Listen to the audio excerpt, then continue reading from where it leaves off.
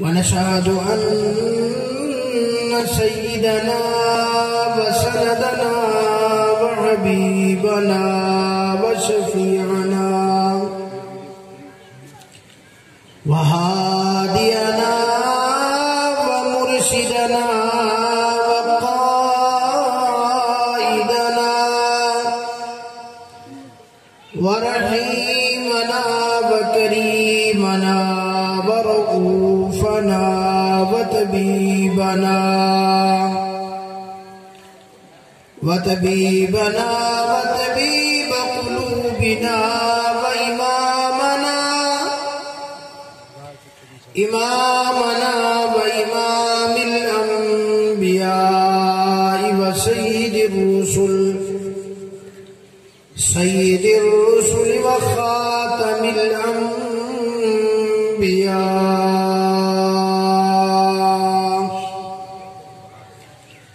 محمد المصطفى وعلى آله المجتبى أما بعد فقد قال الله تبارك وتعالى في القرآن المجيد والفرقان الحميد.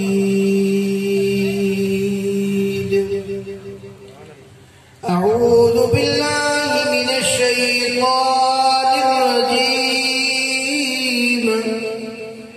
بسم الله الرحمن الرحيم.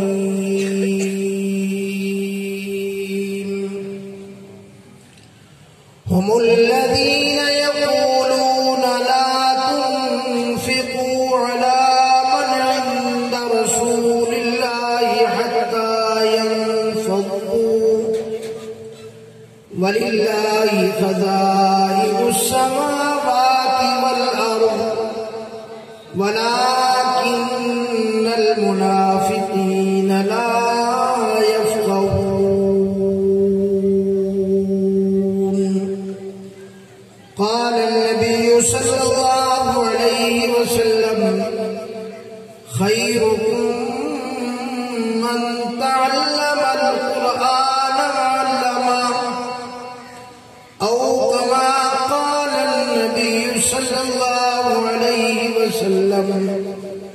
صدق الله وصدقنا رسوله النبي الصادق الوعد الأمين، ونحن على ذلك لمن الشاهدين والشاكرين، والحمد لله رب العالمين.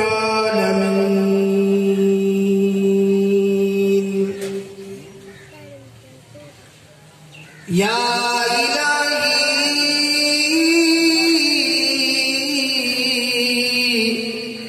آج ہم میں صدیق سا ایمان پیدا کر،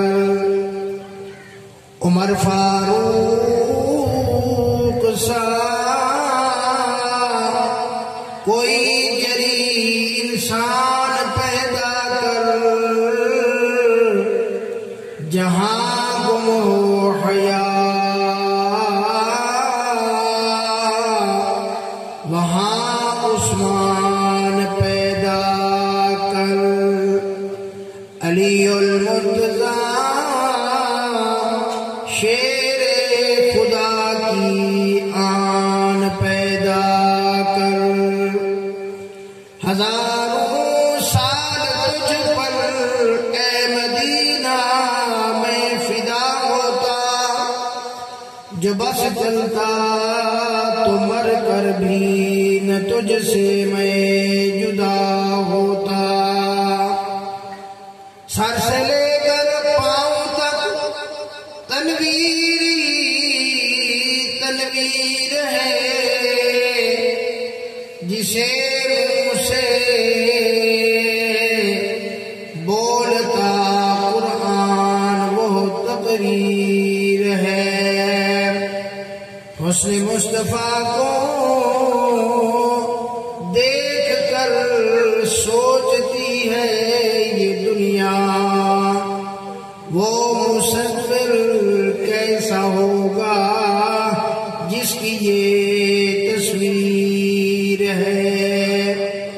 سارے حضرات محبت کے ساتھ بآواز بلند عبادت کی نیت کے ساتھ نماز والا درود شریف پڑھ لیں۔ اللہم صلی علی محمد وعلی آل محمد کما صلیت علی ابراہیم وعلی آل ابراہیم انکا حمید مجید۔ اللہم بارک علی محمد وعلی آل محمد کما بارکت علی ابراہیم وعلی آل ابراہیم انکا حمید مجید۔ میرے واجب الاحترام دوست اور بزرگ ہو، سب سے پہلے تو میں حضرت مولانا عطا اللہ صاحب دامت برکاتہم العالیہ اور اس مدرسے کے استاذ محترم حضرت مولانا محمد سلیمان صاحب کو مبارکباد پیش کرتا ہوں کہ کئی سال پہلے جن بچیوں کو انہوں نے قال اللہ و قال رسول کا سبق شروع کرایا تھا، آج ان کی اختتامی تقریب ہے۔ اس کے بعد میں ان بچیوں کو اور ان بچیوں کے والدین کو بھی مبارکباد پیش کرتا ہوں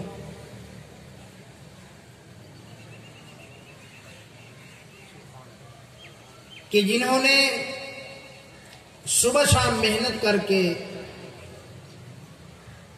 اساتذہ سے پڑھا، محنت کی، اور ان کے والدین نے ان کو پڑھایا، ان پہ اخراجات کیے، اور آج کا یہ جو خوشی کا دن ہے ان بچیوں کے لیے بھی، ان کے والدین کے لیے بھی، وہاں پر ان بچیوں پر اور ان کے والدین پر ایک بہت بڑی ذمہ داری بھی آ گئی ہے۔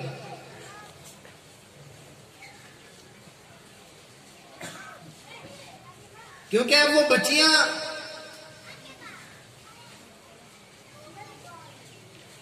جب ان کی دوپٹہ پوشی ہو جائے گی، اب وہ اپنی مرضی کے مطابق، ویسے تو کوئی بھی مومن مسلمان چاہے مرد ہو یا عورت ہو، وہ اپنی زندگی اپنی مرضی کے مطابق نہیں گزار سکتا۔ مسلمان جو مومن ہے وہ زندگی گزارے گا اللہ اور اس کے رسول کے احکامات کے مطابق۔ لیکن جو علماء ہیں، وہ جو بچیاں فارغ ہو رہی ہیں، ان پر اب ذمہ داری زیادہ آ گئی کہ اب ان کو عملی زندگی کے اندر بھی یہ ثابت کر کے دکھانا ہے کہ جو کچھ ہم نے اپنے اساتذہ سے پڑھا، بالکل اب ہم اسی پر عمل کر کے حضرت فاطمہ زہرا رضی اللہ تعالیٰ عنہ کی غلام بن کے دکھائیں۔ آپ حضرات توجہ فرمائیں گے، تھکے ہوئے تو نہیں ہیں آپ؟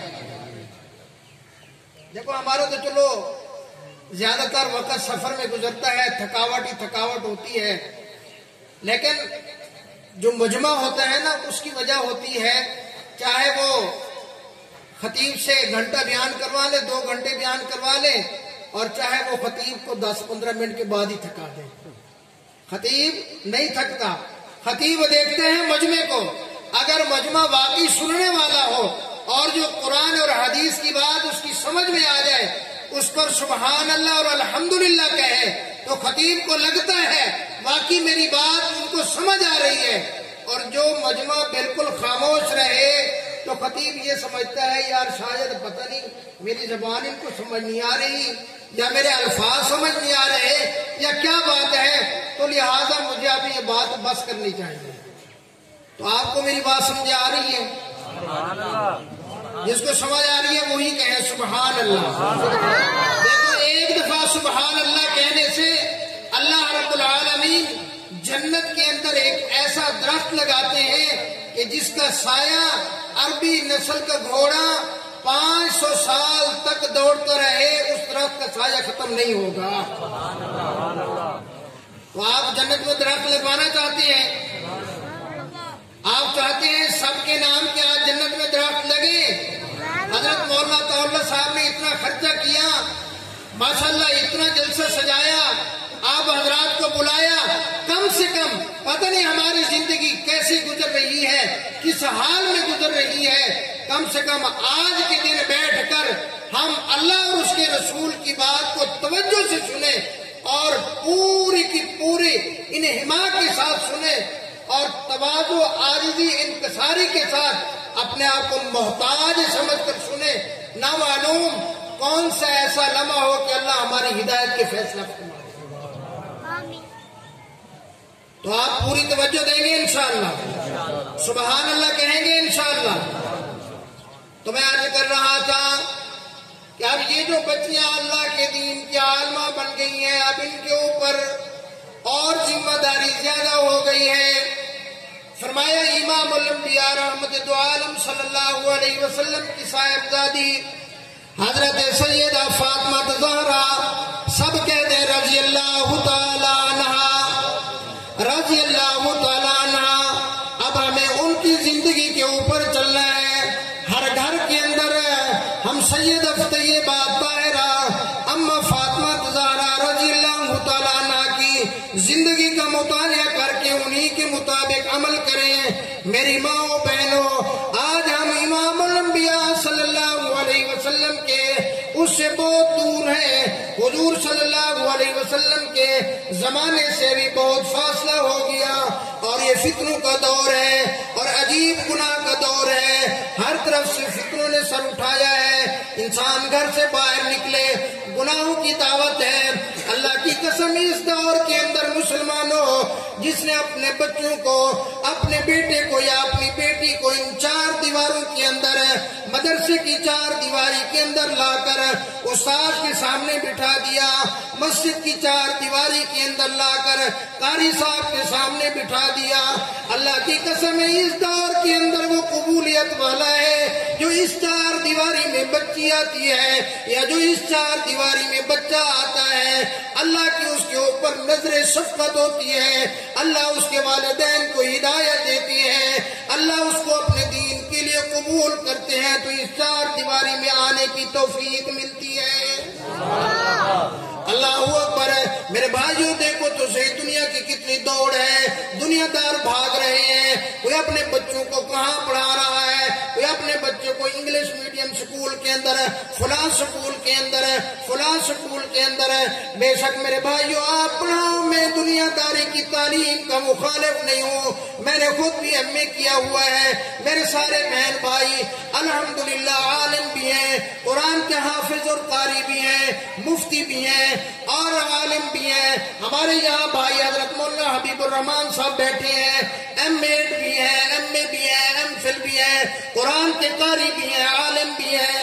مطلب میں کسی دنیاوی تعلیم کا مخالف نہیں، لیکن میں آپ کو اللہ کا واسطہ دے کے کہتا ہوں، جب آپ اپنے ایک معصوم چھوٹے سے بچے کو، جب وہ 3 سال 4 سال کی عمر کا ہوتا ہے، میاں بیوی آپس کے اندر مشورہ کر رہے ہوتے ہیں کہ آج ہم اپنے بچے کو کون سے سکول میں داخلہ دلوائیں۔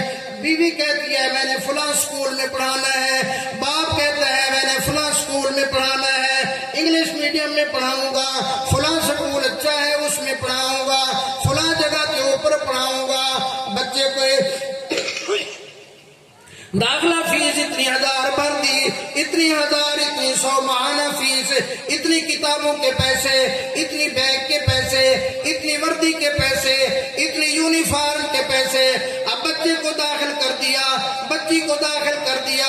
میں مختصر کرتا ہوں، جب بچی 10ویں پاس کر کے آتی ہے، 10ویں پاس کر کے میٹرک کے امتحان دے کے آتی ہے، یاد رکھو اگر تیری بچی کا دوپٹہ گلے کے اندر ہے، اللہ کی قسم تم نے بچی کے اوپر ظلم کیا ہے، اس کو تعلیم نہیں دلائی۔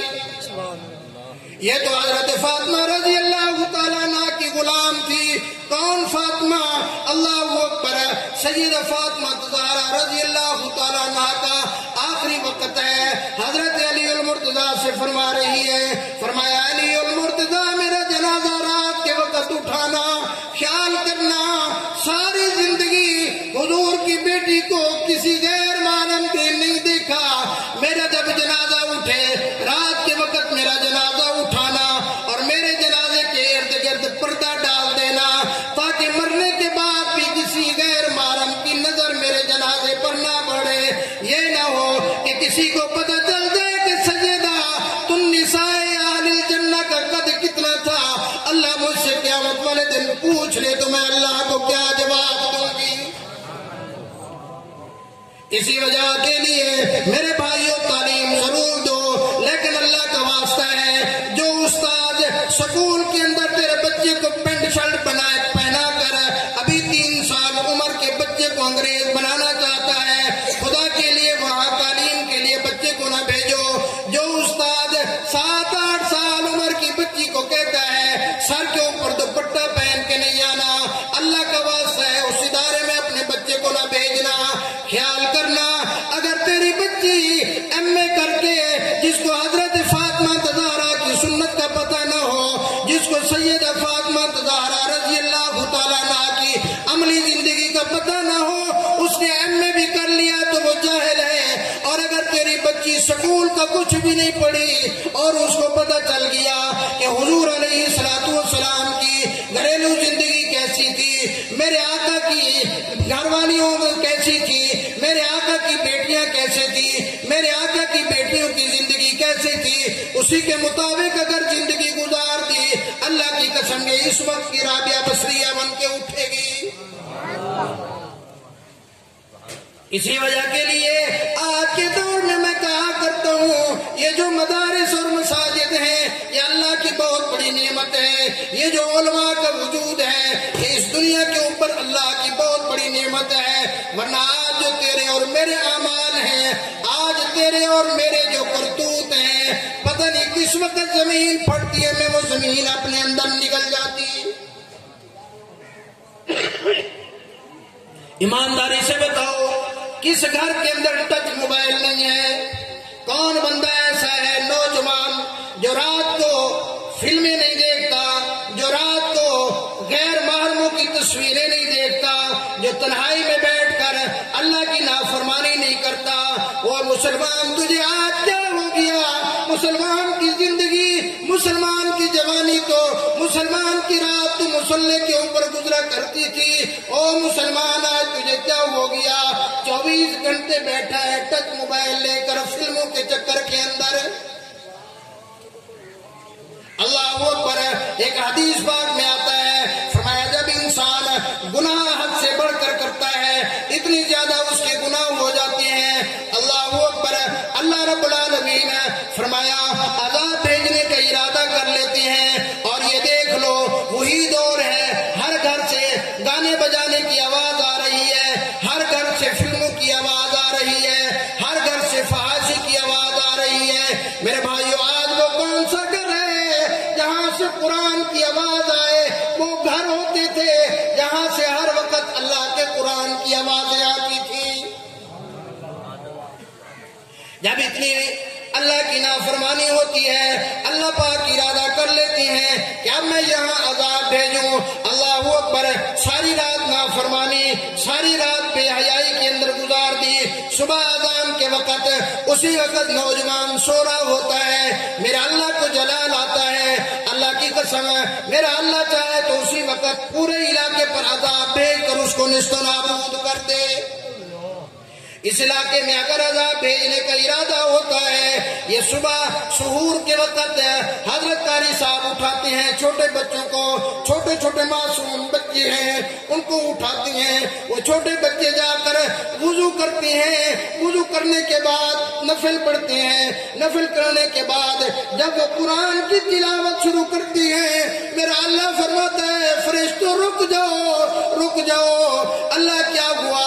فرمایا تم نے دیکھا نہیں اس مسجد کے اندر اس دنوٹ کے علاقے میں مولانا تعالیٰ نے ایک مدرسہ بنایا ہے. اس مدرسے کی چار دیواری میں یہ چھوٹے معصوم بچے صبح صبح مجھے یاد کر کے میرے قرآن کی تلاوت کر رہے ہیں. مجھے حیا آتی ہے جس علاقے میں یہ معصوم بچے صبح قرآن کی تلاوت کر رہے ہوں میں اس علاقے کے اوپر عذاب بھیجوں. نعرہ تکبیر، نعرہ تکبیر. شان محمد مصطفیٰ، عظمت صحابہ، عظمت قرآن. نعرہ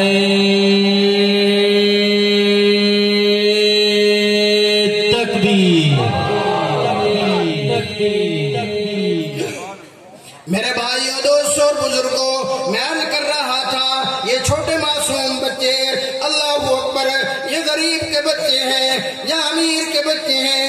ایسے بھی غریب بچے ہوتے ہیں جن کے پاؤں میں پہننے کے لیے جوتے نہیں ہوتے، جن کے وجود کے اوپر پھٹے ہوئے کپڑے ہوتے ہیں، جن کے گھر صحیح مکان نہیں ہوتے. وہ آ کر اللہ کا قرآن پڑھتے ہیں. کبھی ان کو نفرت کی نگاہ سے نہ دیکھنا، کبھی ان کو حقارت کی نگاہ سے نہ دیکھنا. یہ نہ ہو کہ تو ان بچوں کو نفرت اور حقارت کی نگاہ سے دیکھے، اللہ تیرے گھر کے چین اور سکون کو برباد کر دے. اللہ کی قسم یہ وہ قیمتی لوگ ہیں، فرشتے ان معصوم چہرے جن کے پاؤں کے اندر جوتی نہیں ہے، اللہ کی رحمت کے فرشتے فرمایا آ کر ان کے پاؤں کے نیچے پر بچھاتے ہیں کہ اللہ پاک کے حکم سے کہ اگر ان کے پاؤں میں جوتا نہیں ہے یا اللہ کے علم کے حاصل کر رہے ہیں، فرمایا ان کے پاؤں کے نیچے فرشتے آ کر اپنے پروں کو بچھانا اپنی سعادت سمجھتے ہیں. حضرت سید قاسم نانوتوی رحمت اللہ علیہ دیوبند کے سرخیل ہیں، بڑے اللہ والے ہیں. اللہ اکبر. کون؟ قاسم نانوتوی، جس نے کہا امیدیں لاکھوں ہیں مگر بڑی امید ہے یہ کہ ہو سگانے مدینہ میں میرا شمار. جیوں تو پھروں ساتھ سگانے حرم کے، میں مروں تو کھائیں مجھ کو مدینے کے مور و مال. اللہ اکبر. جن کو یہ اشعار سمجھ آتے ہیں ذرا ان سے جا کے پوچھیں، چیخیں نکل جاتی ہیں. قاسم نانوتوی فرماتے ہیں اللہ میری امیدیں تو بڑی ہیں، سب سے بڑی امید یہ ہے مولا مہربانی کر میرے اعمال تو ایسے نہیں کہ میں بہت بڑا متقی ہوں، بہت بڑا بزرگ آدمی ہوں، بہت بڑا عبادت گزار ہوں. مولا تیرا مہربانی ہوگی کہ مجھے مدینہ منورہ کے کتوں کے اندر میرا شمار فرما دینا. اللہ جو مدینہ منورہ میں اگر میں زندہ رہوں تو اسی طرح میں گلیوں میں پھرتا رہوں. اگر مجھے موت آ جائے مولا مجھے قبر مدینہ منورہ میں نصیب فرمانا، مجھے مدینہ منورہ کے کیڑے مکوڑے کھا جائیں، یہ میری سعادت ہے. وہ قاسم نانوتوی اللہ اکبر فرمایا بچوں کو پڑھا رہے ہیں. اچانک بارش آ گئی، سارے بچے اپنی کتابیں اٹھا کر اندر بھاگ گئے. وہ قاسم نانوتوی انہوں نے اپنی چادر کو بچھایا، چادر کو بچھا کر ان بچوں کے جوتوں کو اٹھایا، اپنی چادر کے اندر رکھا، چادر کو اٹھا کر سر کے اوپر لے کر جانے لگے. طلبہ کی چیخیں نکل گئی، رو کے دوڑے، استاد جی یہ آپ نے کیا کر دیا؟ حضرت قاسم نانوتوی رحمت اللہ علیہ نے فرمایا بیٹا انہی جوتوں کے صدقے تو اللہ میری بخشش فرمائے گا. اللہ کی قسم ان معصوم بچوں کو حقیر نہ سمجھا کرو، ان کو نفرت کی نگاہ سے نہ دیکھا کرو. نہیں معلوم تمہیں کہ ممکن ہے اللہ پاک اس پورے علاقے کو ان مدارس کے چھوٹے چھوٹے معصوم بچوں کی وجہ سے رزق عطا فرما رہے ہو. امام الانبیاء صلی اللہ علیہ وسلم کی خدمت میں ایک صحابی رسول آئے، یا رسول اللہ یہ میرا بھائی ہے، یہ سارا آپ کی خدمت میں رہتا ہے، میں سارا دن کام کرتا رہتا ہوں اور یہ کوئی کام نہیں کرتا، میں کما کے آتا ہوں، یہ نکما رہتا ہے، یہ آپ کی خدمت میں بیٹھا رہتا ہے. امام الانبیاء صلی اللہ علیہ وسلم نے فرمایا او میرے غلام ناز نہ کر، تجھے کیا پتا ممکن ہے اللہ رب العالمین تجھے جو رزق ہے وہ اسی کی برکت کی وجہ سے تجھے دے رہے ہیں.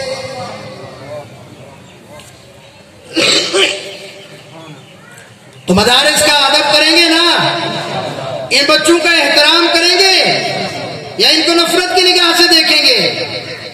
اور یاد رکھنا، تیرا اور میرا بچہ جو مادیت کے اندر دوڑ کر، مادیت کے اندر آ کر، جس کو تو اور میں صبح نہلا کر دھلا کر اچھا یونیفارم پہنا کر اچھا جوتا پہنا کر اچھی گاڑی کے اندر لے جا کر اسکول کے اندر چھوڑ کے آتے ہیں، وہ پڑھ رہے ہوتا ہے ABCD، اور ایک بچہ جس کو نہ والدین نہلاتے ہیں نہ دھلاتے ہیں، ان کپڑوں میں ہے، ٹھیک ہے جا کر اللہ کا قرآن پڑھ کے آؤ۔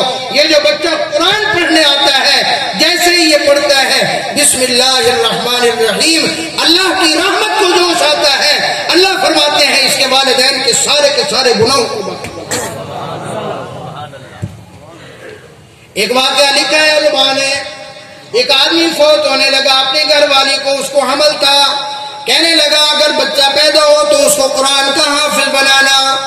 وہ آدمی بڑا گناہگار تھا، بچہ پیدا ہو گیا، جب چلنے پھرنے کے قابل ہوا، ایک اللہ والے نے دیکھا اس کے والد کو جہنم کا عذاب ہو رہا ہے، اس کے اندر جہنم کے عذاب میں وہ پریشان ہے۔ کچھ دن گزرے، اس نے پھر دیکھا وہ تو جنت کے اندر پہنچ چکا ہے۔ اللہ والے نے پوچھا یہ کیا بات ہے؟ اس نے کہا میں جب مرنے لگا تھا اس سے پہلے میں نے اپنی بیوی کو وصیت کی تھی میرے بچے کو قرآن کا حافظ بنانا۔ آج میرا بچہ جب چلنے پھرنے بولنے کے قابل ہوا، میری بیوی نے جا کر اس کو استاد قرآن کے قاری کے پاس بٹھایا، استاد نے اس کو پڑھایا، بیٹا پڑھ بسم اللہ الرحمن الرحیم۔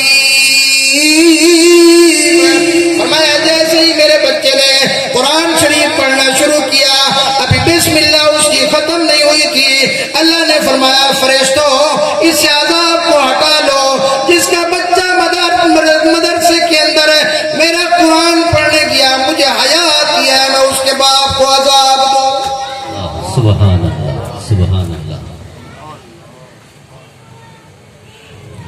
تو اسی لیے میرے بھائیوں اپنے بچوں کو قرآن کا حافظ بناؤ۔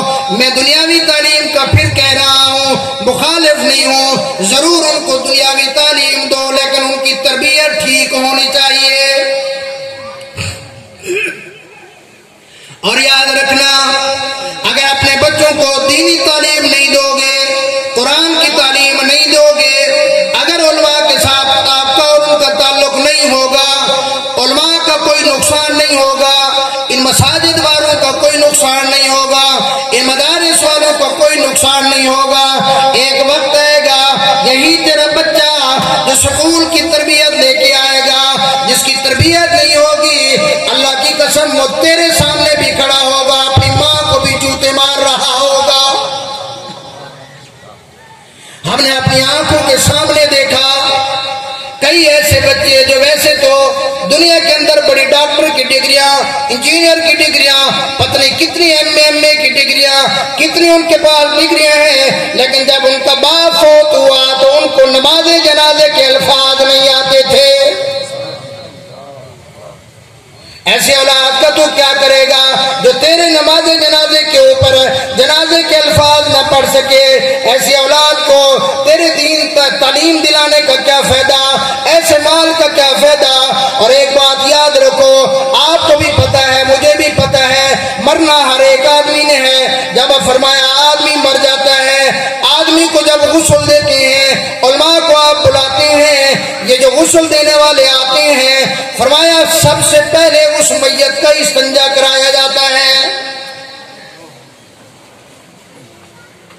ایمانداری سے بتا، جب تیرا سگا بیٹا، جب تیری سگی اولاد تیرے قریب نہیں آئے گی، جب تیرا سگا بیٹا تیرا استنجا صحیح نہیں کرائے گا تو ایک غیر تیرا صحیح استنجا کیسے کرائے گا؟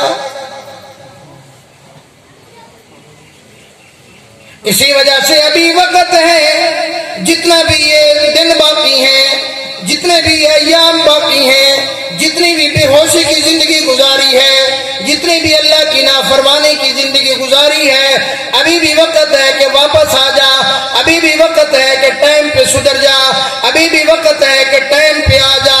اور یاد رکھنا کہ اگر کسی کے ساتھ کوئی زیادتی کرتا ہے، کسی کی مخالفت کرتا ہے، یا کسی کے ساتھ کوئی ایسی زیادتی کرتا ہے کہ وہ برداشت نہیں کر سکتا، اور وہ تیرے سامنے اگر نہیں بول سکتا تو تجھ سے انتقام نہیں لے سکتا، اس کے ایک آنسو گرتے ہیں، اللہ کی دربار میں وہ یوں جھولی پھیلا دیتا ہے، رب اکبر کی قسم جیسے ہی اس کے یہ جھولی پھیلتی ہے اس کی آنکھوں سے آنسو نکلتے ہیں، اللہ پاک تیری زندگی کو تباہ کر دیتے ہیں۔ اور میں اپنے بچیوں سے بھی کہنا چاہتا ہوں کہ حضرت اماں فاطمہ زہرا رضی اللہ تعالیٰ عنہ کی زندگی کا مطالعہ کریں۔ اللہ اکبر، کبھی یہ نہ سمجھنا کہ میں تو عالمہ بن گئی ہوں، میں تو عالم بن گیا ہوں، میں تو حافظہ بن گئی، میں تو اب قرآن کا حافظ بن گیا، اب میرا مقام میرے والدین سے زیادہ ہو گیا، میرا مقام میری اماں سے زیادہ ہو گیا۔ نانا، اگر تو نے کبھی یہ سمجھ لیا میری ماں کا مقام مجھ سے کم ہے، میرے باپ کا مقام مجھ سے کم ہے، میں عالمہ بن گئی، میری ماں عالمہ نہیں، میں عالمہ بن گئی، میرا باپ عالم نہیں، جب تیرے ذہن کے اندر یہ خیال آ گیا تو یقین کرنا یہ تیرا علم تجھے نقصان تو دے سکتا ہے، فائدہ نہیں دے سکتا۔ اور میں والدین سے بھی ایک درخواست کرتا ہوں، ہمارے علاقوں میں یہ بڑا ظلم کیا جاتا ہے، بیٹا تو منہ چڑھ کے کہہ دیتا ہے ابا میری جگہ فلاں جگہ شادی کرنا، میں فلاں جگہ نہیں کرتا، فلاں جگہ کروں گا، اور یہ اس کے سامنے ہاتھ جوڑ رہا ہوتا ہے، پریشان ہو کے پھرتا ہے، یار میرے بیٹے نے انکار کر دیا میں کیا کروں، میرے بیٹے نے یہاں سے انکار کر دیا میں کیا کروں، میں تو اپنے بھائی کو منہ دکھانے کے قابل نہیں، میں کیا کروں، میں اپنی بہن کو منہ دکھانے کے قابل نہیں، میں کیا کروں۔ لیکن ظالم، تو جب اپنی بیٹی کا رشتہ کرتا ہے تو اس سے پوچھنا تک گوارا نہیں کرتا۔ امام الانبیاء صلی اللہ علیہ وسلم کی خدمت اقدس کے اندر سیدنا علی المرتضیٰ کھڑے ہیں، اپنا چہرہ نیچے ہے، یا رسول اللہ علی المرتضیٰ آیا ہے، یا رسول اللہ علی المرتضیٰ کو اپنا بنا لیجئے۔ حضور نے فرمایا علی المرتضیٰ روزانہ آتے ہو، یہ دو وزیر وہاں ابو بکر صدیق وہاں حضرت عمر فاروق رضی اللہ تعالیٰ عنہما، عرض کیا یا رسول اللہ علی المرتضیٰ آج آپ کے دروازے پہ اماں فاطمہ کا ہاتھ مانگنے کے لیے آئے ہیں۔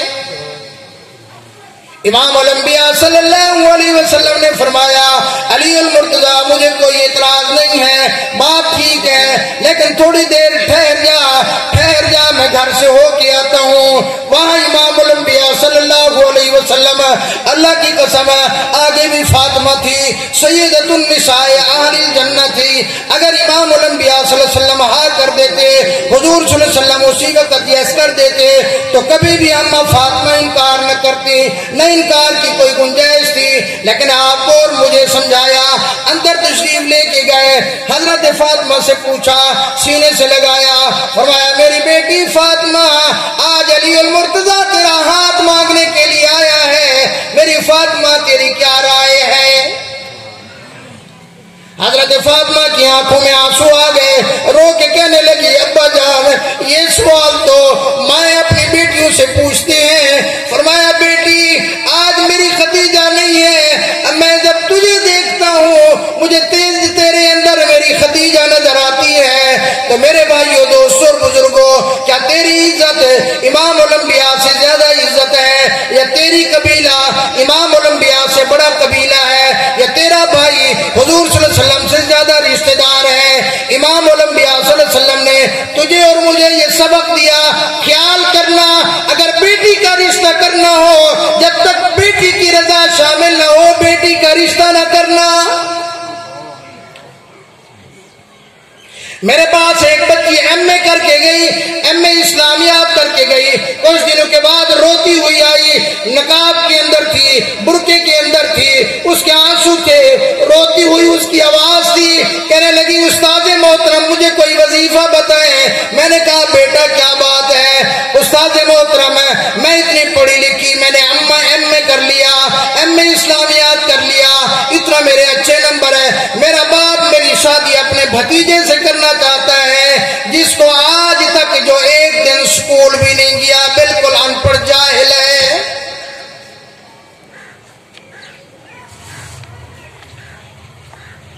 یہ بچیوں کی حیا ہے کہ تیرے سامنے خاموش ہو جاتی ہیں کہ میرے ابا کا سر کہیں نیچے نہ ہو جائے، میرے ابا کیا کوئی یہ نہ کہہ دے کہ اس کی بیٹی نے کیا کہہ دیا، یہ تو بیٹی کی حیا ہے، یہ تو بیٹی کی شرافت ہے۔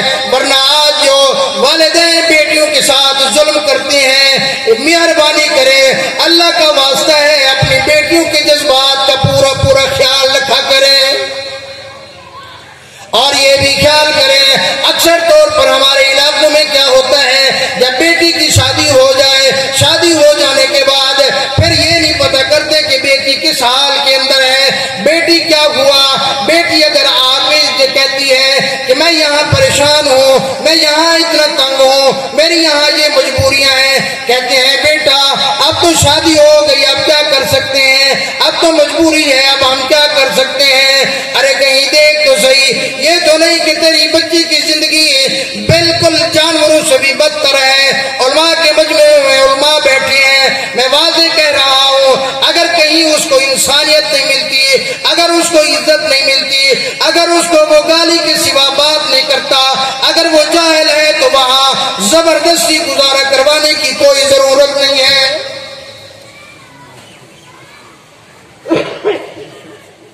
میں اگلے دن ایک آرٹیکل پڑھ رہا تھا، ایک عورت اپنے خامن سے 3-4 اس کے بچے، جھگڑا ہوا، گھر جا کے بیٹھی ہے، کئی مہینے گزر گئے، جب ادھر ادھر والے ساتھی آئے، آ کر منانے کی کوشش کری، وہ زور زور سے رونے لگی۔ جب اس کے رونے کی آواز آئی، اس سے پوچھا کہ بات کیا ہے، اس نے کہا اس نے مجھے بھوک دی، میں نے برداشت کی، پیاس دی، میں نے برداشت کی، کپڑا ٹائم پہ نہیں دیا، میں نے برداشت کیا، کھانا ٹائم پہ نہیں دیا، میں نے برداشت کیا، اس نے جانوروں کی طرح مجھے مار مار کے میرے اوپر ظلم کیا، میں نے برداشت کیا، ہر چیز برداشت کر سکتی ہوں، لیکن 5 سال ہو چکے ہیں، میری اماں فوت ہو چکی ہے، یہ ظالم جب بھی بات کرتا ہے میری اماں کو کتیا کے سوا بات نہیں کرتا۔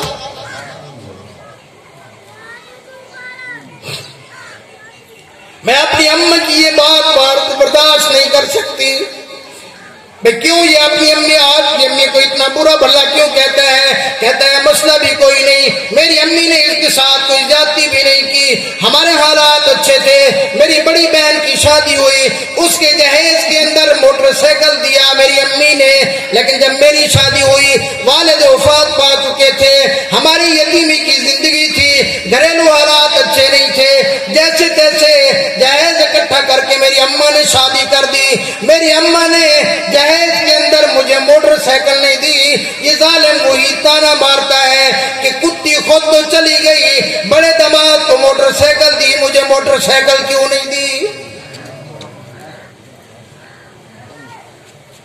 میں نوجوانوں سے بھی یہ کہتا ہوں، اللہ کا واسطہ ہے، اگر کسی نے اپنی عزت تیرے حوالے کر دی، کسی نے اپنے جگر کا ٹکڑا تیرے حوالے کر دیا، کسی نے اپنا لخت جگر تیرے حوالے کر دی، کسی نے اپنی ہر چیز تیرے حوالے کر دی، تجھے کیا پتا یہ اپنے باپ کے گھر کتنی بڑی شہزادی تھی، یہ اپنے گھر کے اندر کتنی اپنے ماں باپ اس کے ناز اور نخرے اٹھاتے تھے، یہ ماں باپ کے گھر کے اندر کوئی کام نہیں کرتی تھی، تیرے گھر کے اندر آ گئی، تیرے گھر کا سارا کام کرتی ہے، تیری ہر چیز برداشت کرتی ہے، تو کبھی جہیز کا تانا دیتا ہے، کبھی نکمی بیٹھنے کا تانا دیتا ہے، کبھی نکمی ہونے کا تانا دیتا ہے، کبھی کوئی کسی چیز کا تانا دیتا ہے، یہ حیا والی، یہ شرافت والی اس لیے برداشت کر جاتی ہے کہ کہیں کچہری کے اندر، لوگوں کے اندر، برادری کے اندر میرے ابے کی پگڑی نہ اتر جائے۔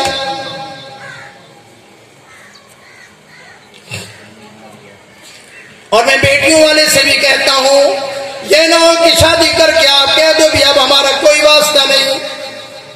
امام الانبیاء صلی اللہ علیہ وسلم اکثر اپنی بیٹی کے گھر تشریف لے جاتے تھے۔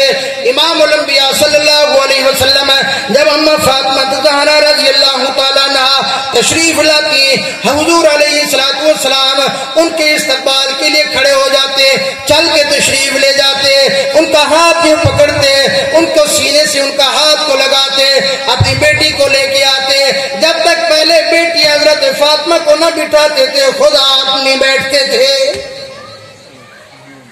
اور امام الانبیاء صلی اللہ علیہ وسلم اپنی فرمایا وہاں گھر کے اندر اپنی بیٹی کے گھر تشریف لے کر جایا کرتے تھے۔ اللہ ایک دفعہ ایک مرتبہ حضرت سلمان فارسی رضی اللہ تعالیٰ عنہ کئی مہمان آئے باہر سے، صحابی رسول ہیں، آپ نے فرمایا کوئی اس کو مہمان ہے دے، صحابی رسول کھڑے ہوئے، یا رسول اللہ میں اپنی سواری دیتا ہوں، فرمایا ٹھیک ہے کچھ کھانے کے لیے دو، دوسرے صحابی رسول کھڑے ہوئے، یا رسول اللہ میں ان کو کپڑے دیتا ہوں، آپ نے پھر فرمایا کھانے کے لیے، تو کسی بھی صحابی رسول کے گھر اس وقت کھانے کی کوئی چیز موجود نہیں تھی۔ حضرت سلمان فارسی رضی اللہ تعالیٰ عنہ نے مولانا اس صحابی کا ہاتھ میں پکڑا، فرمایا میں تجھے ایسے در پہ لے جاتا ہوں جہاں سے انشاءاللہ تجھے کوئی نہ کوئی چیز ضرور ملے گی۔ حضرت علی المرتضیٰ کے دروازے پہ آئے، دستک دی، حضرت فاطمہ نے آواز دی اندر سے، فرمایا کون ہے؟ فرمایا سلمان فارسی ہوں۔ چاچا جان کیا بات ہے؟ فرمایا حضور کو مہمان ہے، کسی کے گھر کوئی چیز کھانے پینے کی نہیں تھی، میں آپ کے دروازے پہ لے کے آیا ہوں۔ فرمایا مہمان کو ذرا دور کر کے میری بات سنو، بات سنی، فرمایا چاچا سلمان آج تیسرا دن ہے، فاطمہ کے گھر بھی آج فاقے ہیں۔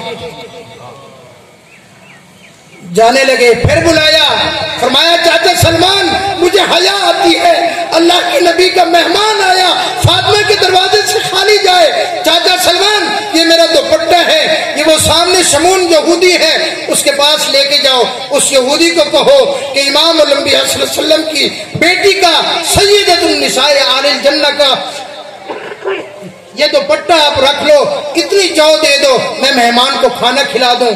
فرمایا شمون یہودی کے پاس گئے تو اس کو بتایا، شمون یہودی کی چیخیں نکل گئی، یہودی تھا، اس نے کہا ایک مہمان کی خاطر اپنی عزت اتار کے دے دی، اپنے سر کا دوپٹہ اتار کے دے دیا، سامان دیا، سامان دینے کے بعد کہا سلمان فارسی یہ دوپٹہ بھی لے جاؤ اور مجھے بھی لے کے چل، میں نے یہی کتابوں میں پڑھا ہے کہ جو سچا نبی آخری آئے گا اس کی بیٹی مہمان کی خاطر، مہمان کے کھانے کی خاطر اپنا دوپٹہ گروی رکھ دے گی، مجھے حضور کی خدمت میں لے چل، میں کلمہ پڑھنا چاہتا ہوں۔ تو میری محترم ماں بہنوں آپ سے بھی درخواست ہے، بھائیوں آپ سے بھی درخواست ہے، حضور کی زندگی پڑھو، حضور کے گھر کی زندگی پڑھو، اسی کے مطابق زندگی گزارو، کوشش کریں گے نا انشاءاللہ۔